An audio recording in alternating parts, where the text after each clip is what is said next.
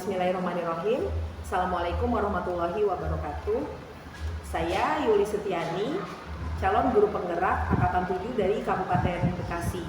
Hari ini, di kesempatan kali ini, saya akan melaksanakan tugas aksi nyata pada modul 2.3 tentang coaching untuk supervisi akademik. Rangkaian supervisi akademik ada 3. Yang pertama, pra-observasi, yang kedua observasi, dan yang ketiga yaitu pasca observasi. Dan hari ini saya kebetulan didampingi oleh rekan sejawat saya, Ibu Nunung Maria Ulfa, guru dari SDN Karaksatria 04 yang mengajar di kelas 4, yang kebetulan hari ini akan sama-sama melaksanakan pra-observasi untuk persiapan aksi nyata modul 2.3. Baik, tanpa berlama-lama, saya akan mulai saja kegiatan pra-observasi kali ini.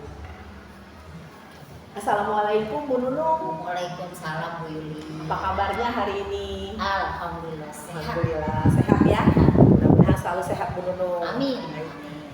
Bu Nunung, seperti yang sudah kita agendakan sebelumnya, saya akan melakukan supervisi akademik, dan saya akan membersamai Bu Nunung di kelas untuk kegiatan pembelajaran besok.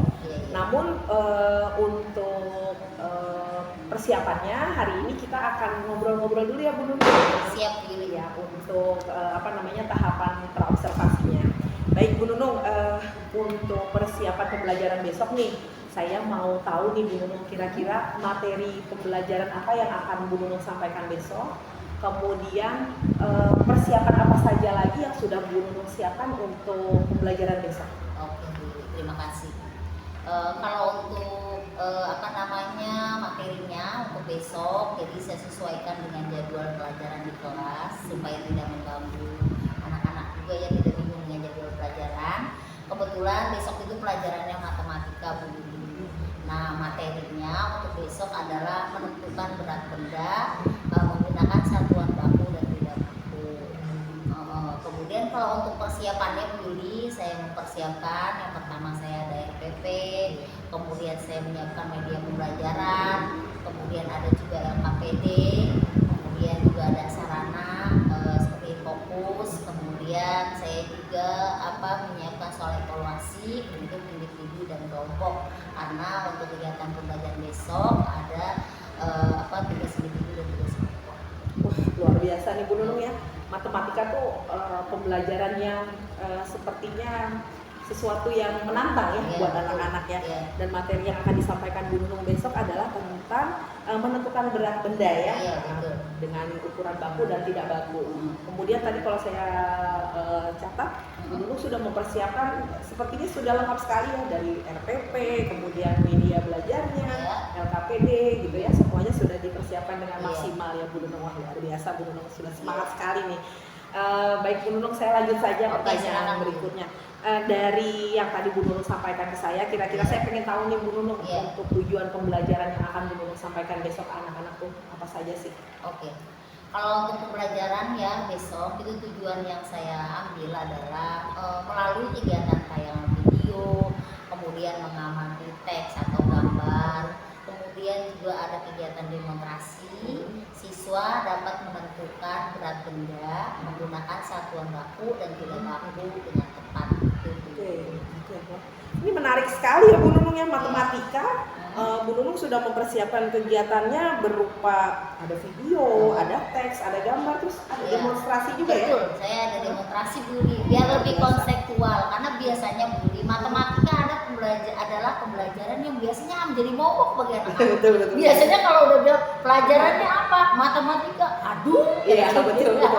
Jadi makanya saya mencoba gitu mempersiapkan dengan berbagai maksudnya ada berbagai macam persiapan sesuai dengan kebutuhan belajar, dan juga ada maksudnya kontekstual gitu ya. Oke. Baik Bu Nunung, tujuan pembelajarannya sangat menarik. Yang ingin saya tanyakan, kira-kira besok apa nih yang ingin Bu Nunung kembangkan dari tujuan pembelajaran tadi? Iya. Kalau untuk yang ingin saya kembangkan, yang pertama adalah saya ingin itu melakukan proses seragam murid. Jadi selain student Student center. stand. Jadi melalui kegiatan tadi tayangan video, ada mengamati teks, ada mengamati gambar, terus kemudian demonstrasi. Kemudian dari kegiatan itu nanti siswa dapat menggali informasi-informasi penting.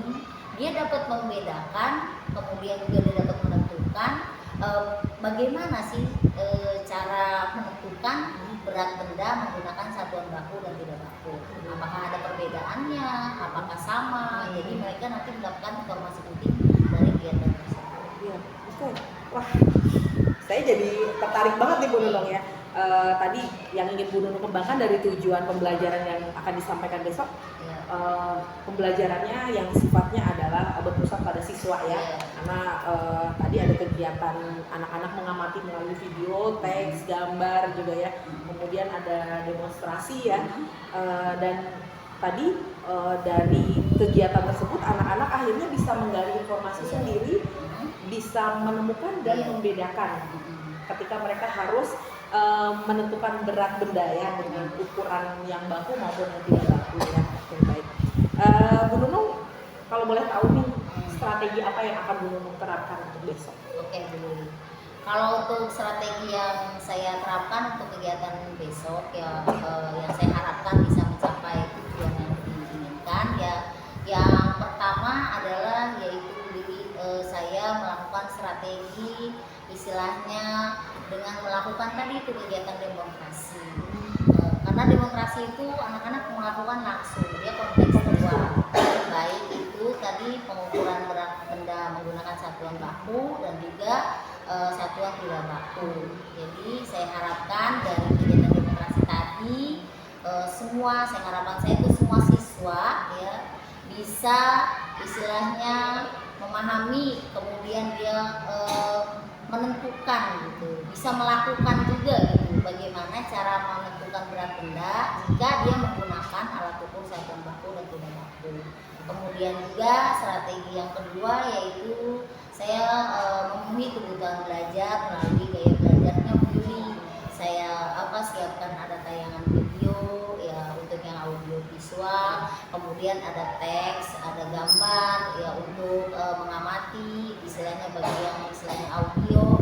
Kemudian saya juga mempermudah mungkin bagi siswa yang kemampuannya mungkin di bawah ya, di bawah. Nah itu tadi ada kegiatan demonstrasi dulu supaya semuanya bisa tercover lah dari semua kemampuan istilahnya bisa mencapai tujuan yang diinginkan. Ya, berarti tadi strategi yang disampaikan sama Bu Nunung yang akan Bu Nunung lakukan yaitu dengan menggunakan kegiatan demonstrasi, anak-anak akhirnya kalau saya menilainya ini anak-anak akhirnya punya pengalaman yang akan melekat di benak mereka untuk jangka waktu yang lama, karena kan mereka melakukan betul kontekstual yang mereka akan lakukan sendiri.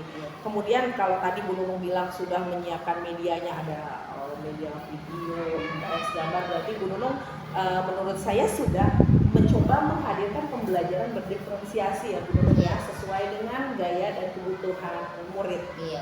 Biasa, ada lagi nih Bu Yuli, selain okay. itu saya mau mengembangkan juga itu tentang pembelajaran PSE ya secara emosional. Jadi memang kita tidak sebagai guru tidak hanya mementingkan dari hasil akademik. Pembelajaran sosial emosional juga bagus kita kembangkan di siswa-siswa kita supaya ada keseimbangan antara kemampuan akademik dan emosional.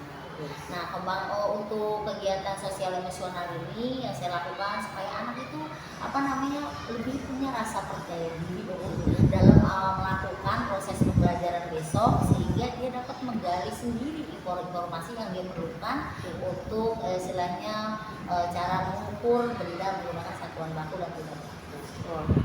Sepertinya strategi yang akan dilakukan ini sudah lengkap sekali ya Bu Nunung ya. Mudah-mudahan.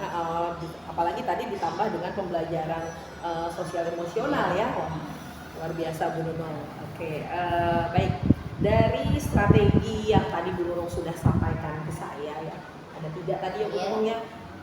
Kira-kira nih, apakah Bu Nunung terpikir kalau seandainya nanti ternyata ada kendala yang dihadapi dari mungkin salah satu atau ya mudah-mudahan sih tidak ada ya, doa kita Insya tidak Allah. ada ya. Tapi kalaupun memang ada mungkin dari salah satu strategi yang mau coba Bu Nunung sampaikan tadi, kira-kira ada kendala,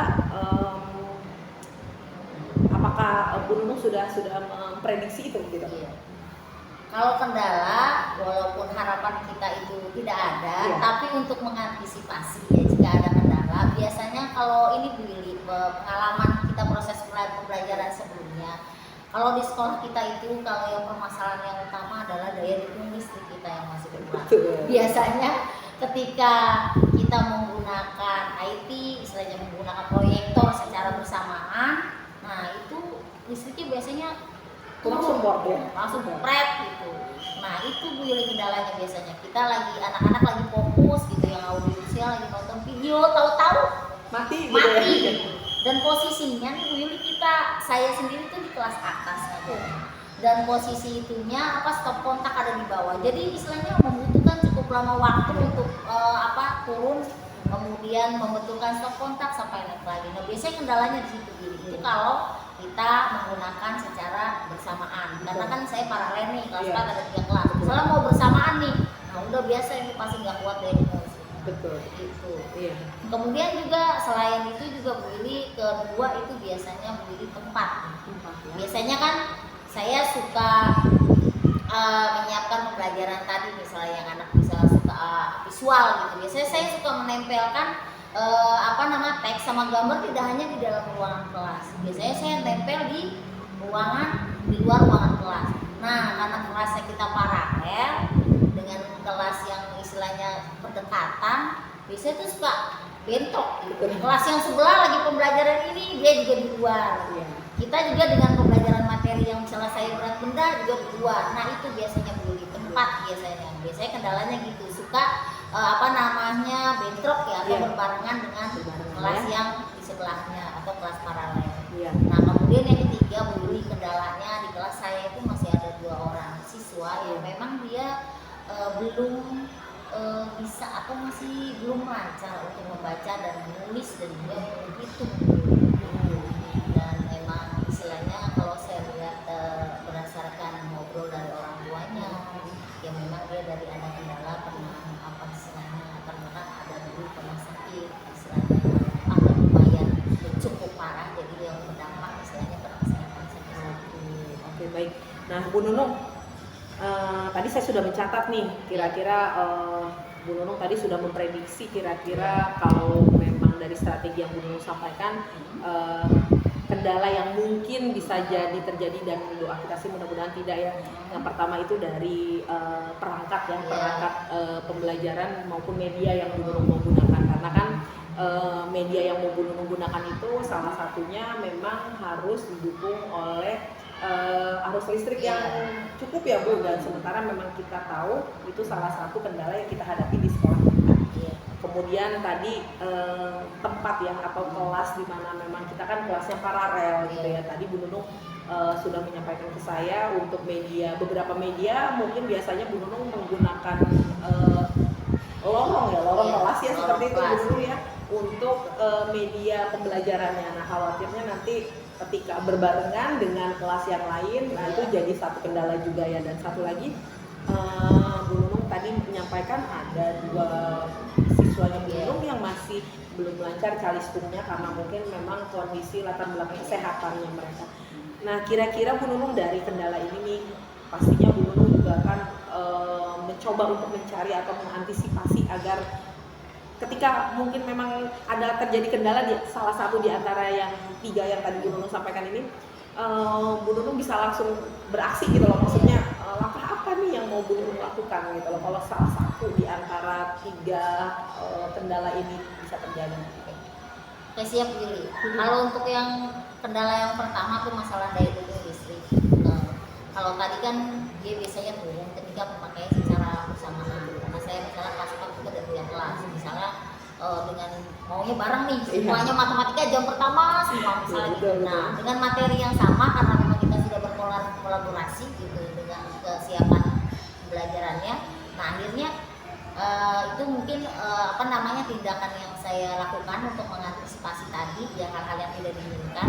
Nah biasanya saya melakukan ini mungkin diri. Saya akan melakukan diskusi dengan teman satu paralel saya. Diskusi. Saya akan berbagi jam belajar supaya jam belajar antara saya dan rekan-rekan guru satu paralel saya tidak berbarengan ketika menggunakan IT atau Infocus. Nah itu, jadi saya akan menggunakan secara bergantian. Itu tindakan yang pertama. Tindakan yang kedua juga, jika walaupun nih Bu Yuli sudah melakukan misalnya secara bergantian, saya pakai sendiri, tetap misalnya daya dukung listriknya tidak mendukung, karena misalnya ada kelas di bawah yang lain menggunakan, nah saya terpaksa ambil solusi yang kedua, yaitu saya akan menggunakan laptop dulu, jadi tidak menggunakan Infocus. Ya walaupun kekurangannya tadi misalnya daya jangkaunya kan kalau misalnya Infocus lebih banyak, laptop itu lebih kecil. Tetapi daripada proses pembelajaran yang terhenti tidak terlaksana, ya saya tetap ambil poin dengan menggunakan laptop, walaupun tetap ada kekurangan, tetapi pembelajaran tetap berjalan. Terus yang ketiga adalah untuk yang murid tadi Bu Yuli, karena saya memang masih sampai sekarang tuh masih ada 2 siswa yang memang karena latar belakang kesehatan, akhirnya juga dari segi kemampuan akademiknya juga istilah berpengaruh. Nah dia memang biasanya benar-benar butuh bimbingan khusus dan membutuhkan waktu yang lebih lama kalau untuk dia gitu. Jadi biasanya strategi yang saya terapkan saya biasanya mau melakukan ini yang mau saya ambil adalah tutor sebaya gitu. Jadi tutor sebaya bagi siswa yang sudah mampu, yang sudah memahami materi dan juga dia bisa menjelaskan untuk temannya 2 orang ini. Nah itu saya beri kesempatan buat temannya yang mampu itu untuk melakukan tutor sebaya terhadap 2 yang murid tadi. Walaupun misalnya melalui teman 2 orang tadi itu masih belum bisa juga, belum jelas juga, berarti dibimbing oleh saya sendiri. Kemudian karena memang dia kemampuan calistingnya terutama membaca dan menulisnya masih sangat minim ya untuk ukuran anak kelas 4, saya akan menyempatkan waktu juga, memberikan waktu sedikit buat dia untuk belajar membaca dan juga menulis gitu. Oke, wah luar biasa nih Bu Nunung, kayaknya langkah antisipasi dari strategi yang kemungkinan bisa terkendala sudah disiapkan banget ya. Listriknya tadi mungkin sudah mempersiapkan kalau seandainya menggunakan Infocus ternyata listriknya nggak kuat, akhirnya Bu Nunung mencoba untuk memaksimalkan laptop yang ada ya Bu Nunung ya. Terus kemudian untuk kelas yang paralel berarti Bu Nunung nanti akan berdiskusi ya untuk masalah jam belajarnya biar tidak bentrok ya seperti tadi. Terus untuk murid yang masih kurang lancar calistumnya tadi ada tutor sebaya ya. Nah, ya mudah-mudahan ini jadi langkah awal, nanti anak-anak bisa ke depan mereka bisa jadi momen berbagi ya dengan teman-temannya ketika mereka punya keahlian, mereka sudah tidak lagi sungkan untuk berbagi dengan teman-temannya. Dan tadi juga Bu Nunung sudah siap untuk membimbing anak-anak yang memang dirasakan masih kurang tadi ya dengan meluangkan waktu. Oke Bu Nunung, nah itu kayaknya sih tadi sudah cukup nih dari hasil diskusi kita ya hari ini. Nah, mungkin sebelum diakhiri ini Bu Nunung, kira-kira dari pertemuan kita hari ini apa yang bisa Bu Nunung simpulkan dari hasil diskusi kita dari awal sampai saat ini?